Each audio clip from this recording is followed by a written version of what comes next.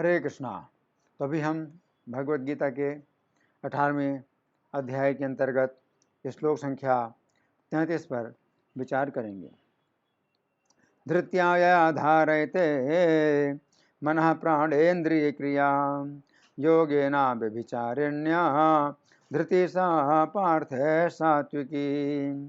तो यहाँ पर भगवान कह रहे हैं कि सात्विकी धृति कैसी होती है? जिस धृति के द्वारा मन, प्राण और इंद्रियों की क्रियाओं को धारण किया जाता है। और अव्यभिचारिणी जो धृति है, तो योगाभ्यास के द्वारा जब मन, प्राण, इंद्रिय की क्रियाओं को धारण करती है या नियंत्रित करती है तो सात्विक धृति कहलाती है। अब हम सुनेंगे प्रभुपाद तात्पर्य में क्या लिखते हैं। श्रील प्रभुपाद की जय। योग परमात्मा को जानने का साधन है। जो व्यक्ति मन, प्राण, इंद्रियों को परमात्मा में एकाग्र करके दृढ़ता पूर्वक उनमें स्थित रहता है, वही कृष्ण भावना में तत्पर होता है। ऐसी धृति सात्विक होती है। अव्यभिचारिण्य शब्द अत्यंत महत्वपूर्ण है, क्योंकि ये सूचित करता है कि कृष्ण भावनामृत में तत्पर व्यक्ति कभी किसी दूसरे कार्य के द्वारा विचलित नहीं होता। तो यहाँ प्रभुपाद का तात्पर्य समाप्त हुआ। अब हम सुनेंगे श्री भगवान ने कहा में इसकी कैसी व्याख्या हुई है। श्लोक संख्या 29 में श्री कृष्ण ने कहा था कि गुणों के अनुसार बुद्धि तथा धृति, इन दोनों के तीन भेद होते हैं। फिर श्लोक संख्या 30, 31 तथा 32 में श्री कृष्ण ने क्रमशः सत्वगुणी, रजोगुणी तथा तमोगुणी बुद्धियों का वर्णन किया। उस समय अर्जुन के मन में जिज्ञासा उत्पन्न हुई कि श्री कृष्ण ने तीन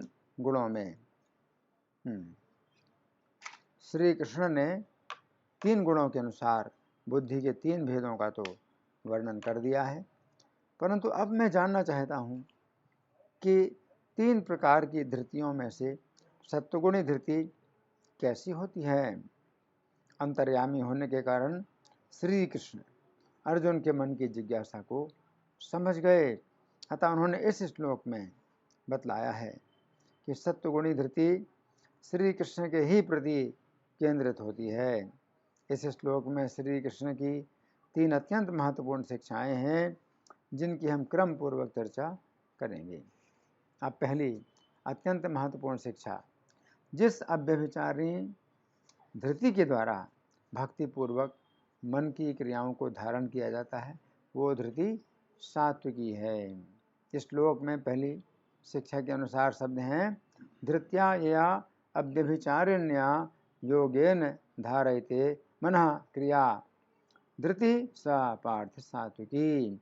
अर्थात हे पार्थ, जिस अव्यभिचारिणी धृति के द्वारा भक्ति पूर्वक मन की क्रियाओं को धारण किया जाता है, वह धृति सात्विकी है। तो यहाँ पर श्री कृष्ण कह रहे हैं कि सात्विकी धृति की पहली विशेषता यह है कि ये अव्यभिचारिणी होती है। धृति शब्द का अर्थ है अपने विचार को अटल रखने की शक्ति। ये बात समझने की है कि सात्विकी धृति श्री कृष्ण पर ही केंद्रित होती है। अब यहाँ पर श्री कृष्ण कह रहे हैं कि सात्विकी धृति अव्यभिचारिणी होती है।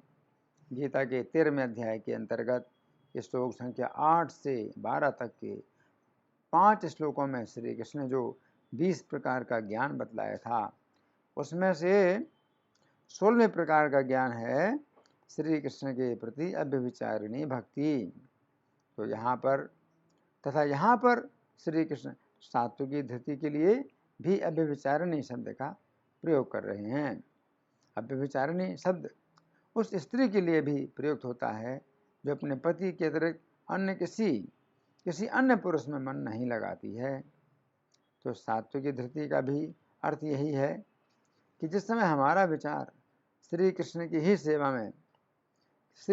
ही सेवा प्राप्त करने के लिए स्थिर हो जाता है, उस समय ऐसी विचार शक्ति को ही सात्विकी धृति कहते हैं।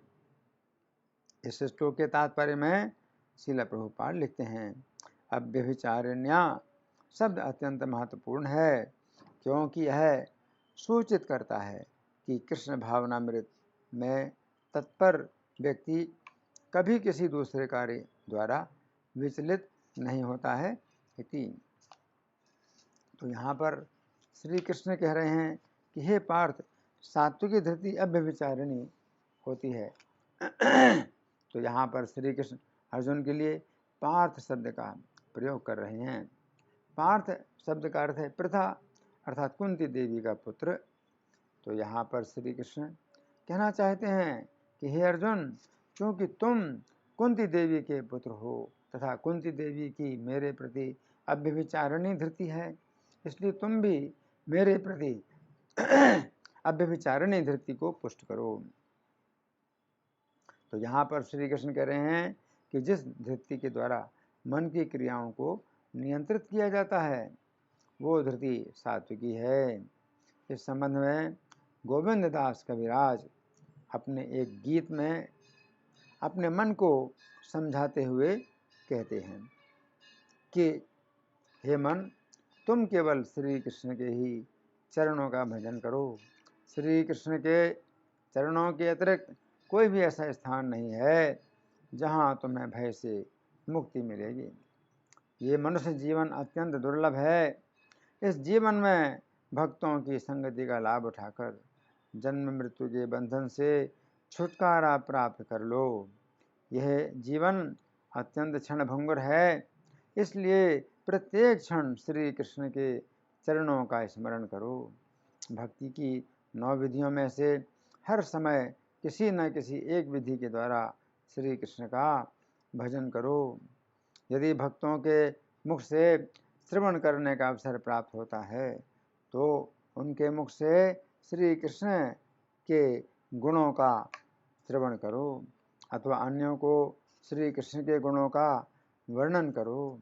इस प्रकार हमें अपने मन की क्रियाओं को भक्ति की 9 प्रकार की विधियों में से किसी भी एक विधि में लगाना चाहिए।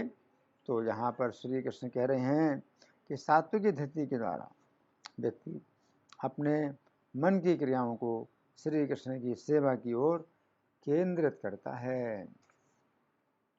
अब दूसरी अत्यंत महत्वपूर्ण शिक्षा, जिस धृति के द्वारा प्राणों की क्रियाओं को धारण किया जाता है वह धृति सात्विकी है। इस श्लोक में दूसरी शिक्षा के अनुसार शब्द हैं धृत्या या धारयते प्राण क्रिया धृति सात्विकी, अर्थात जिस धृति के द्वारा अपने प्राणों की क्रियाओं को धारण किया जाता है वो धृति सात्विकी है। तो यहाँ पर श्री कृष्ण कह रहे हैं कि जिस धृति के द्वारा प्राणों को धारण किया जाता है वो धृति सात्विकी है। यहाँ पर प्राणों की क्रियाओं को धारण करने का अर्थ है जीवन धारण करना। पद्म पुराण के पाताल खंड में वर्णन आता है कि जिस समय श्री राम 14 वर्षों के लिए वन में चले गए थे उस समय भरत जी अत्यंत शोक मग्न थे। उनका शरीर श्री राम के वियोग में छड़ी के समान क्षीण हो गया था। वे किसी प्रकार इसी आशा में हठपूर्वक अपने प्राणों को धारण कर रहे थे कि 14 वर्षों के बाद श्री राम अयोध्या में वापस आएंगे। वे वल्कल वस्त्र धारण करते थे तथा मस्तक पर जटा धारण करते थे। उनका मन श्री राम के चरण कमलों के स्मरण में ही डूबा हुआ था। वे ऐसे जान पड़ते थे मानो धर्म के मूर्तिमान स्वरूप हों अथवा विधाता ने मानो संपूर्ण सत्वगुण को एकत्रित करके उसी के द्वारा उनका निर्माण किया हो। तो यहाँ पर श्री कृष्ण कह रहे हैं कि जिस धृति के द्वारा श्री कृष्ण की सेवा प्राप्त करने के लिए प्राणों को अथवा जीवन को धारण किया जाता है वह धृति सात्विकी है। तो यहाँ पर श्री कृष्ण कह रहे हैं कि जिस धृति के द्वारा श्री कृष्ण की शरण प्राप्त करने के लिए प्राणों को धारण किया जाता है वो धृति सात्विकी है। महाभारत में वर्णन आता है कि द्रौपदी ने श्री कृष्ण से अपनी भावना इस प्रकार व्यक्त की है कि हे श्री कृष्ण, गीता 9:30 में आपकी प्रतिज्ञा है कि आपका भक्त कभी नष्ट नहीं होता है। इसी प्रतिज्ञा का मैं बार बार स्मरण करते हुए अपने प्राणों को धारण कर रही हूँ। तो यहाँ पर श्री कृष्ण कह रहे हैं कि जिस धृति के द्वारा श्री कृष्ण की संगति प्राप्त करने के लिए प्राणों को धारण किया जाता है, वो धृति सात्विकी है। भागवत 6:11-26 में वृत्रनासुर ने श्री कृष्ण से प्रार्थना की है कि हे श्री कृष्ण, जिस प्रकार पक्षियों के पंख विहीन बच्चे अपनी माता के लौटने तथा खिलाए जाने की प्रतीक्षा करते रहते हैं, उसी प्रकार मैं भी आपकी शरण पाने के लिए अपने प्राणों को धारण कर रहा हूँ। हे श्री कृष्ण, जिस प्रकार रस्सियों से बंधे छोटे छोटे बछड़े गाय दुहे जाने की प्रतीक्षा करते रहते हैं जिससे उन्हें अपनी माताओं का दूध पीने को मिले, उसी प्रकार मैं भी आपकी शरण पाने के लिए अपने प्राणों को धारण कर रहा हूँ। हे श्री कृष्ण, जिस प्रकार वियोगिनी पत्नी घर से दूर गए अपने पति के लौटने के लिए लालायित रहती है, उसी प्रकार मैं भी आपकी शरण प्राप्त करने के लिए प्राणों को धारण कर रहा हूँ। अब तीसरी अत्यंत महत्वपूर्ण शिक्षा, जिस धृति के द्वारा इंद्रियों की क्रियाओं को धारण किया जाता है वह धृति सात्विकी है। इस श्लोक में तीसरी शिक्षा के अनुसार शब्द हैं धृत्या या धारयते इंद्रिय क्रिया धृति सा सात्विकी, अर्थात जिस धृति के द्वारा अपनी इंद्रिय क्रियाओं को धारण किया जाता है वो धृति सात्विकी है। गीता 2:58 में श्री कृष्ण कहते हैं कि जिस तरह कछुआ अपने अंगों को संकुचित करके खोल के भीतर कर लेता है, उसी प्रकार भक्त श्री कृष्ण की प्राप्ति के लिए अपनी इंद्रियों को इंद्रिय विषयों से खींच लेता है। तो यहाँ पर श्री कृष्ण कह रहे हैं कि जिस धृति के द्वारा श्री कृष्ण की प्राप्ति के लिए इंद्रियों की क्रियाओं को रोका जाता है वो धृति सात्विकी है। भागवत के 4 स्कंध के अंतर्गत अध्याय संख्या 23 में वर्णन आता है कि जिस समय पृथु महाराज ने देखा कि उनका शरीर वृद्ध होने लगा है, उस समय अपने पुत्रों को पृथ्वी का राज्य सौंपकर वे अपनी पत्नी के साथ वन में गए तथा उन्होंने श्री कृष्ण को प्राप्त करने के लिए कठोर तपस्या की। तपोवन में महाराज पृथु कभी वृक्षों के तने तथा जड़ें खाते रहे तो कभी फल तथा सूखी पत्तियां। कुछ महीनों तक उन्होंने केवल जल पिया, अंत में वे केवल वायु ही पीकर रहने लगे। ग्रीष्म ऋतु में वे चारों ओर आग के घेरे के अंदर बैठते थे तथा ऊपर से सूर्य दागता रहता था। वर्षा ऋतु में वे वर्षा की धारा सहन करते थे तथा शीत ऋतु में वे गले तक जल के भीतर खड़े रहते थे। वे भूमि पर बिना सैया के सोते रहे। भागवत 4:23-5 के तात्पर्य में श्रील प्रभुपाद लिखते हैं, पृथु महाराज के आचरण से हम समझ सकते हैं कि जब वे जंगल गए तो उन्होंने कुछ भक्तों या शिष्यों द्वारा शहर से भेजा गया किसी प्रकार का पका भोजन नहीं खाया। जैसे कोई जंगल में रहने का व्रत लेता है, उसे केवल कंद मूल तने फल सूखी पत्तियां या प्रकृति द्वारा प्रदत्त वस्तुएं खानी चाहिए। पृथु महाराज ने जंगल में रहने के लिए इन नियमों का कठोरतापूर्वक पालन किया, अतः वे सूखी पत्तियों के अतिरिक्त कुछ भी नहीं खाते थे और थोड़े से जल के अतिरिक्त कुछ पीते भी नहीं थे। कभी कभी तो वे केवल हवा पर रह जाते थे, कभी कभी वे वृक्षों के कुछ फल खा लेते थे। इस प्रकार वे जंगल में रहकर भोजन के मामले में कठिन तपस्या करने लगे। तो यहाँ पर श्री कृष्ण कह रहे हैं कि जिस धृति के द्वारा श्री कृष्ण की प्राप्ति के लिए अपनी इंद्रियों को नियंत्रित किया जाता है वह धृति सात्विकी है। इस श्लोक के बंगाली पद्यानुवाद में श्रील प्रभुपाद लिखते हैं जे धृतिर द्वारा धरे प्राणेन्द्रिय क्रिया अव्यभिचारिणी भक्ति सात्विकी से धिया।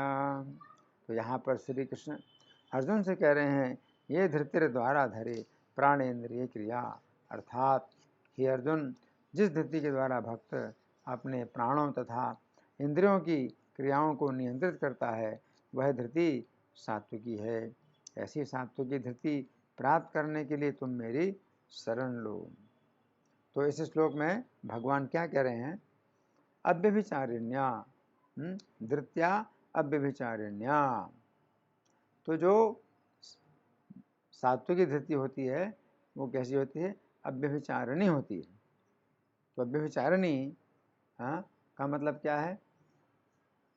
स्त्री के लिए भी इस शब्द का प्रयोग किया जाता है, ऐसी स्त्री के लिए जो व्यभिचार में ना लगी हो। व्यभिचारिणी स्त्री के लिए शब्द बड़ी निंदा की बात होती है कि कोई स्त्री अगर व्यभिचारिणी है तो बड़ी निंदा की बात है, और अव्यभिचारिणी है कोई स्त्री तो बड़ी प्रशंसा की बात है। तो ये जो सात्विकी धृति है वो अव्यभिचारिणी किस अर्थ में है कि वो श्री कृष्ण के प्रति केंद्रित होती है, श्री कृष्ण के प्रति केंद्रित होती है। तो धृति का तो अर्थ है विचार की शक्ति को स्थिर करना। धृति का अर्थ है विचार की जो धारा है, विचारधारा को जो है किसी वस्तु में केंद्रित करना, तो इसे धृति कहते हैं। तो ये जो धृति है, अगर श्री कृष्ण के संबंध में अगर मन को धारण करती है, यानी मन को वश में करती है, श्री कृष्ण के संबंध में प्राणों को वश में करती है, श्री कृष्ण के संबंध में इंद्रियों को वश में करती है, तो फिर ये धृति क्या है? सात्विकी है ना। रजोगुणी धृति की चर्चा तो अगले श्लोक में की जाएगी, और तमोगुणी की चर्चा और अगले श्लोक में की जाएगी। लेकिन सत्वगुण में जो सात्विकी धृति है, तो इसकी ये विशेषता है जो तमोगुणी धृति और रजोगुणी धृति में विशेषता नहीं है। और वो विशेषता क्या है? अव्यभिचारिणी, बिना किसी व्यभिचार के। तो भक्ति में व्यभिचार का मतलब क्या है? अगर श्री कृष्ण के प्रति जो भक्ति है उसमें अगर कुछ अन्य विचार भी होते हैं कि कोई दूसरे देवता की भी भक्ति करना है, या मानवता की भक्ति करना है, देश भक्ति करना है, अपने कुल की भक्ति करना है, तो सब जो है फिर ये धृति कैसी हो गई? दूषित हो गई, यानी व्यभिचारिणी हो गई। श्री कृष्ण के प्रति केवल केंद्रित हो। जैसे गीता 7वें अध्याय का 19वां श्लोक भगवान कहते हैं, बहुनाम जन्मनाम मनते ज्ञानवान माम प्रपद्यते वासुदेवा सर्वमिति स महात्मा सुदुर्लभा। बहुत जन्मों के अंत में कोई व्यक्ति ज्ञानवान हो जाता है तो मेरी इसी प्रकार से शरण में आता है कि वासुदेवा सर्वमिति, कि वासुदेव ही सब कुछ है मेरे। इसका मतलब यह है कि श्री कृष्ण ही जो कुछ कहते हैं वही मुझे करना है, श्री कृष्ण जो चाहते हैं वही मुझे करना है। तो जब इस प्रकार की भावना हो जाती है किसी व्यक्ति की, तो फिर उसको कहा जाता है सात्विकी धृति, अव्यभिचारिणी धृति, है ना। अनन्य भक्ति भी इसी को कहते हैं। अनन्य भक्ति का मतलब श्री कृष्ण की भक्ति जब ऐसी होती है कि अन्य के प्रति फिर भक्ति नहीं रहती, तो अनन्य भक्ति कहलाती है। तो अव्यभिचारिणी भक्ति और अनन्य भक्ति ये दोनों एक ही बात है। भक्ति में कोई व्यभिचार नहीं है, और भक्ति अनन्य होती है जिसमें कोई किसी अन्य की भक्ति नहीं होती। तो यही जो है प्रशंसा की बात होती है। तो भगवान ये बता रहे हैं कि अगर कोई व्यक्ति ऐसी धृति के द्वारा अपने मन को और अपनी इंद्रियों को और अपने प्राणों को बस में करता है तो वो धृति सात्विकी है। धन्यवाद। हरे कृष्णा।